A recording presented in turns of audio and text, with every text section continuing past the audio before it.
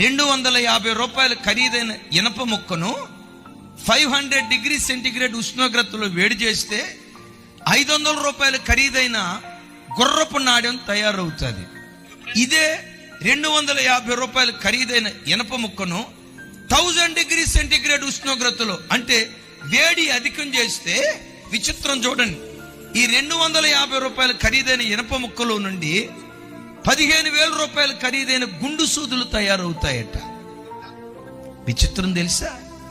ఇదే 250 రూపాయలు ఖరీదైన ఇనప ముక్కను 2000 డిగ్రీ సెంటిగ్రేడ్ ఉష్ణోగ్రతలు వేడి చేస్తే దీనిలో నుండి 150,000 రూపాయలు ఖరీదైన షేవింగ్ బ్లేడ్లు తయారవుతాయట. ఇంకొక విచిత్రం చెప్పమంటారా? ఇదే ఇనప ముక్కను 3000 డిగ్రీ సెంటిగ్రేడ్ ఉష్ణోగ్రతలో వేడి చేస్తే 250 రూపాయల ఖరీదైన ఇనప ముక్కలో నుండి 1,00,00,000 రూపాయల ఖరీదైన విమానపు స్ప్రింగులు తయారవుతాయట. ఎంత కాల్చబడతాదో అంత ఖరీదైందిగా మార్చబడుతుంది. ఎంత కాల్చబడతాదో అంత ఖరీదైందిగా మార్చబడుతుంది. సేవకులారా, సేవలో కాల్చబడుతున్నారా? ఒకరోజు రాబోతుంది, ఖరీదైన సేవకులుగా ఈ ప్రాంతంలో దేవుడు మిమ్మల్ని వాడుకోబోతున్నాడు.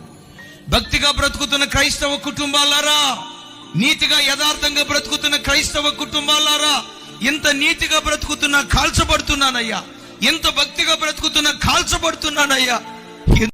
దేవుని కొరకు నువ్వు నిలవబడు. ఎంత కాల్చబడతావో అంత ఘనమైన దానికి